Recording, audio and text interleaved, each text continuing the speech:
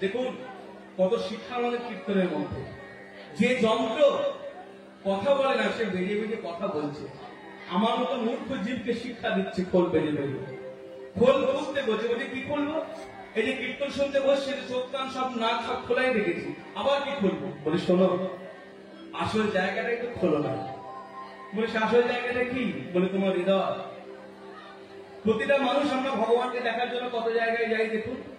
এই যে মন্দিরে এসছি, হ্যাঁ, সাধু সঙ্গে এসছি, কত তীর্থে যাচ্ছি, কত পয়সা খরচ করছি। শিকল বেজে বেজে বলছে, ওহে কলিহত জীব, তুমি কি জানো তোমার এই হৃদয়ের মাঝখানে একটা মন্দির আছে? সেই মন্দিরে তোমার প্রাণের দেবতা সেখানে দাঁড়িয়ে রয়েছে। বলে কি করে জানবো? আমাদের কেউ জানিয়ে দেয়নি। বলে যে জানাবে তুমি তো তার কাছেই যাও না। এখানে সুন্দর একটা তত্ত্ব বলি, দেখবেন যারা আমরা ভক্তি পথে আছি, ভক্তি রাজ্যে বাস করছি, ভগবত চিন্তা নিয়ে, আমাদের এ প্রশ্নের সম্মুখীন অনেককেই হতে হয়। অনেকে আমাদের যারা নাস্তিক লোক তারা জিজ্ঞেস করে, আচ্ছা ভগবান কি আছে? বিশ্বাস তো হয় না।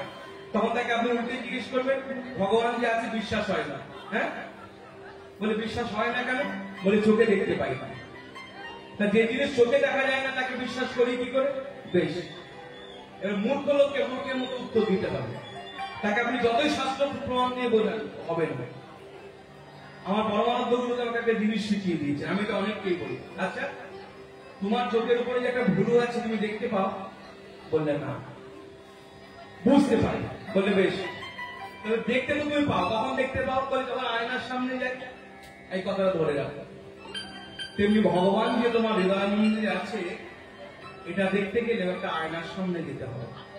সে আয়নাটাকে, সেটা হলো শ্রী গুরুপাদ পদ্ম, শ্রী গুরুদেব, হৃদয় গৌর হরি।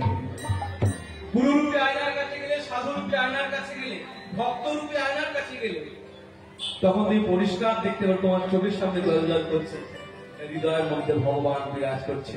ভগবান নিত্য, ভগবান সত্য, ভগবান শাশ্বত।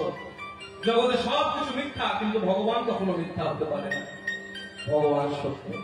যার জন্য তো গুরুচরণ আশ্রয় করা, যার জন্য তো দীক্ষা লাভ করা। শুধু দীক্ষা লাভ করা নয়, দীক্ষা নিয়ে যাজন করা হচ্ছে বড় কথা। দীক্ষা আপনি নিলেন কিন্তু মন্ত্র জপ করেন না, তাহলে কি হলো? ও দীক্ষা না নেওয়াই ভালো ছিল। দীক্ষা নিতে হবে এবং নিত্য গুরুদেবের সঙ্গ করতে হবে। গুরুদেবের সঙ্গ করলে কি হবে? গুরুদেব নিত্য তোমার কখন কোন জায়গায় ভগবানকে প্রয়োজন তিনি উপদেশ দেবেন। তিনি তোমাকে শিখিয়ে দেবেন এই সময় তোমার এই কাজ করা উচিত, এই গ্রন্থ পড়া উচিত, এইভাবে চলা উচিত। তখন দেখবেন জীবনটা কত সুখকর হয়েছে, কত সুখময় হয়েছে। কারণ জগতে আমরা যা খুঁজে বেড়াই না, শান্তি পাওয়া যাবে না। আমরা সুখ চাই, মনে রাখবেন সুখ নাই জগতে। এই যে যত বড় বড় সুখ আপনি দেখছেন জগতে, বড় বড় গাড়ি, বড় বড় বাড়ি, মনে রাখবেন সবার পিছনে একটি করে বিরাট বড় দুঃখ দাঁড়িয়ে রয়েছে। অতএব যিনি সুখময়, তাকে যতক্ষণ না আপনি আয়ত্ত করতে পারছেন এই হৃদয়ে ভগবানকে, আপনি সুখ পাবেন না। যার জন্য শিকল বেজে বেজে বলছো, গো তোমার এই হৃদয়ের মন্দিরটা খোলো। বলে মন্দির খুলবো? মন্দিরের দরজা বন্ধ যে, আবার তালা দেওয়া আছে, চাবি যে নাই। বলে চাবি আছে গুরুদেবের কাছে, নিয়ে এসো। এই গুরুদেবের কাছে আপনি গেলেন, গুরুদেব কানে মন্ত্র দিয়ে দিল, অর্থাৎ চাবিটা দিয়ে দিল। এবার ঘোরাতে হবে আপনাকে। যত আপনি নিত্য জপ ধ্যান হরিনাম করবেন, দেখবেন জঙ্গলও ছেড়ে যাচ্ছে। ভক্তমন্ডলী, ভক্তিমতী মায়েরা, হরিনামের ফল আছে। যেমন আগুনে হাত দিলে আগুন হাত পুড়িয়ে দেয়, বাছাবাছি করে নাকি বাচ্চাকে বুড়ো, তেমনি হরিনাম আপনি ভালোবেসেই করুন আর অবহেলাতে করুন। হরিনাম যে করে তার হৃদয় থেকে হিংসা দূরে যায়। হরিনাম যে ভালোবেসে করে তার হৃদয় থেকে মলিনতা দূরে যায়। তখন দেখবেন এই জঙ্গলে ছেড়ে গিয়ে দেখবেন অপার আনন্দ। একদিন দেখবেন চাবিটা ঘোরাতে ঘোরাতে চাবিটা খুলে গেছে, আর অন্তরের দেবতা সেখানে দাঁড়িয়ে রয়েছে। তাই তো শিবল আমাদের শিক্ষা দিয়ে দিয়ে বললো, খোল বলে খোল খোল, হৃদয়ের দুয়ার খোল, খোল বলে খোল খোল, আমার গৌরাঙ্গ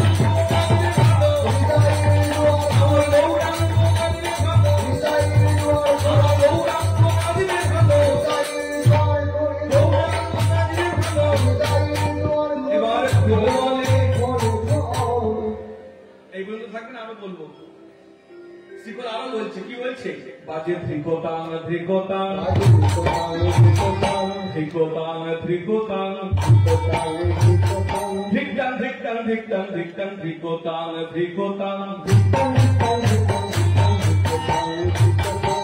ভোলের বাণী না, এর একটা মানে আছে ধিকতাং। ধিক শব্দে ধিক্কা, তাং শব্দে তাকে। খোল বেজে বেজে ধিক্কার জানাচ্ছে কাকে? তাকে ধিক, তাকে ধিক, তাকে ধিক, তাকে ধিক। এই যে আমরা বলি না ধিক্কার জানা, শিকল বেজে বেজে বলি তাকে ধিক, ধিক ধিক শত ধিক, তাকে ধিক, তাকে ধিক,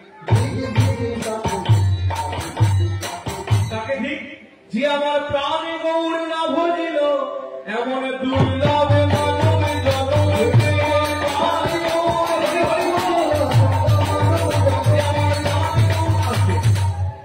একটা কথা বলবো, কেউ কিছু মনে নেবেন না, কারণ দুদিনের জন্য এসেছি। আজকে আগামীকাল চলে গেলে আজ জানি না দেখা হবে কিনা, আসতে পারবো কিনা। কেউ কিন্তু দেখা পাবেন না আমার কথাটা, এটা আমার বলা কর্তব্য। গতকালও মনে হয়েছে আমার এখান থেকে কীর্তন করে গিয়ে রাত্রে যখন বিশ্রাম করবো, তার আগে বসে আছে, বসে বসে ভাবছি যে বলবো কি বলবো না। যদি কেউ মনে ব্যথা পায় তাকে থেকে বলেনি, কেউ ব্যথা পাবে না। আমরা জানি যখন নিতাই বল হরি বল ধ্বনি হয় কীর্তনে, হাত কিন্তু আমাদের তুলতে হয়। কিন্তু এখানে আমরা কজন হাত তুলছি আমি কিন্তু গুনে গুনে বলে দিতে পারবো। এইবার আপনারা আমাকে প্রশ্ন করতে পারেন, ভাই কীর্তনটা গাইছো তুমি, এই 2 দিন কীর্তন হয়ে গেলে গুনে গুনে টাকাগুলো নেবেও তুমি, তা আমরা শুধু শুধু হাতটা তুলে কষ্ট করতে যাবো কেন? মনে রাখবেন হাত আমাদের তুলতে হয়। আমরা 2 ভাবে হাত তুলি, একবার এইভাবে হাত তুলি, একবার এইভাবে হাত তুলি।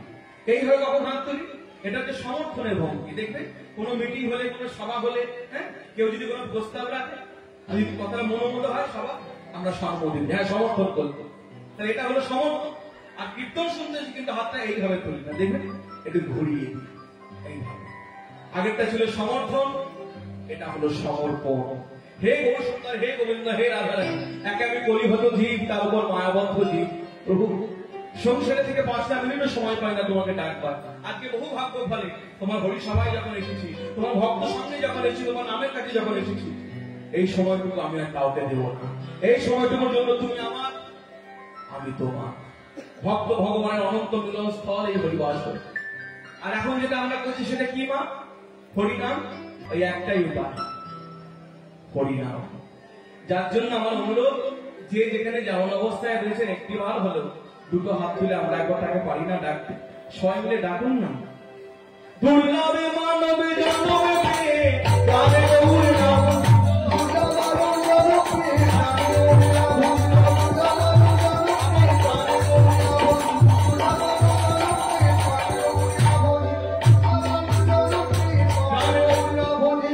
এই যে শিকল করতাল বেরিয়েছে না, এই শিবাসঙ্গন এবার নৃত্য আরম্ভ হলো। যেমন বৃন্দাবনের রাস মঞ্চে রাধা গোবিন্দ নৃত্য করলেন, এখানেও শিবাসঙ্গনের নৃত্য আরম্ভ হলো। কারা কারা নাচছে? 5 জন নাচছে। একে বলা হয় পঞ্চতত্ত্ব। জানেন তো মায়েরা? পঞ্চতত্ত্বের চিত্রপট এখন অনেক বাড়িতেই থাকে। 5 জন একসঙ্গে, মহাপ্রভুকে মাঝখানে রেখে 5 জন একসঙ্গে দাঁড়িয়ে রয়েছে। তা 5 জনের নাচ নিশ্চয় আলাদা আলাদা হবে। আমি একটু দেখাই নাকি? যদি বলেন তাহলে দেখাবো নাকি? দেখাবো? দেখাতে পারলে কি দেবেন? গতকাল বলে দিয়েছি, বলুন কি দেবেন? একটু উলুধ্বনি, একটু জয়ধ্বনি যদি দেখাতে পারি। আর যদি না দেখাতে পারি, আমার কানটা মুলে ভুলটি সংশোধন করে দেবেন। তাহলে সবার আগে কে নাচছে? ওই শিবাসঙ্গন নাচে।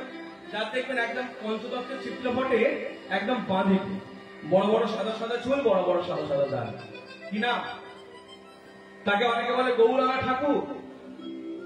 তিনি নৃত্য করছে, তার নাম হচ্ছে অদ্বৈত আচার্য। কোথায় বাড়ি ছিল? বাড়ি হচ্ছে শান্তিপুরে, অদ্বৈত আচার্য। তাই তার এত আনন্দ কেন?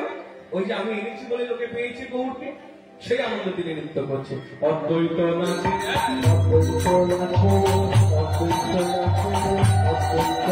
আমি এনেছি এনেছি বলে,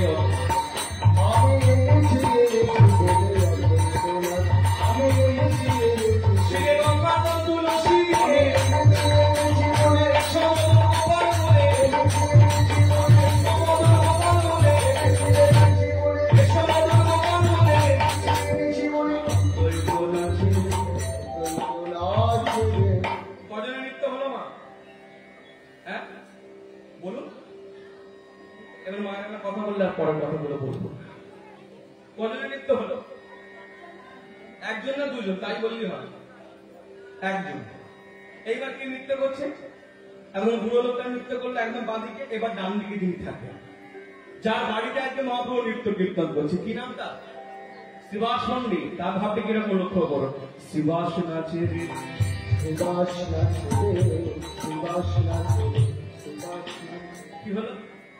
আগের লোকটা খুব লাফালাফি করলো বলে খুব উলুধ্বনি হরিধ্বনি দিলেন, আর এই লোকটা মাথা নিচু করে একটু নরম স্বভাবে বলে তাকে চেপে ধরলেন। একটু উলুধ্বনি হলো না হরিধ্বনি হলো? আস্তে এই প্রশ্ন আমার মনে জেগেছিল। আমি একদিন আমার শ্রী গুরুদেবকে জিজ্ঞেস করছি, আচ্ছা বাবা, এই সবাই কি সুন্দর নৃত্য করছে, এই শ্রীবাস পণ্ডিত মাথাটা নিচু করে আছে কেন? তখন আমার গুরুদেব, আমি তখন খুবই ছোট, তখন আমার 7-8 বছর বয়স, তখন আমি যখন জিজ্ঞেস করছি, আমার গুরুদেব বলে, তোকে কি করে বোঝাই? শোন, দেখবি যে গাছে বেশি ফল ধরে সেই গাছটা কখনো সোজা থাকতে পারে না, গাছটা একটু হলেও নুইয়ে পড়ে। শ্রীবাস পণ্ডিতের ভেতরে এত ভক্তি, ভক্তির ফলগুলি ধরেছে, মাথাটা উঁচু করতে পারে না, মাথাটা মহাপ্রভু চরণের দিকে নইয়ে দেয়। এই একটি কথা। আরেকটি কথা বললো, প্রকৃত শিক্ষায় শিক্ষিত লোক স্কুল কলেজের ডিগ্রি নিলেই যে শিক্ষা হয় তা কিন্তু না। প্রকৃত শিক্ষায় শিক্ষিত লোক কখনো কারো কাছে গিয়ে জাহির করে না, আমি এটা জানি ওটা জানি করবো। আর দেখবে যত অল্প বিদ্যায় ভয়ঙ্কর, মানে আমার মতো এই লোকের কাছে গিয়ে পড়াই করে, আমি এই জানি, আমি সেই জানি, ওই জানি, এটা নিয়ম। শ্রীবাস পণ্ডিত অল্প বিদ্যায় ভয়ঙ্কর নয়, সে জেনে গেছে আমার কোন বিদ্যায় কাজ হবে না যদি গৌর পাদপত্র না ভজন করি। যার জন্য তার একটাই দৃষ্টি, তিনি পণ্ডিত হয়েও নিজের দৃষ্টি এবং নিজের মাথাটা মহাপ্রভু চরণে নইয়ে দিয়েছে। একবার চরণের দিকে দেখছেন, একবার মুখের দিকে দেখছেন। শ্রীবাস নাচে,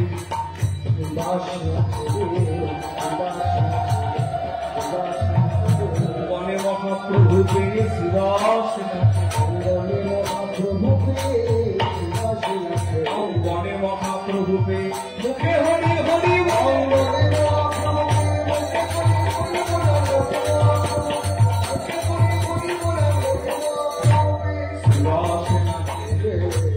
তারা দুজনে নৃত্য করলো। এবার কে নৃত্য করছে?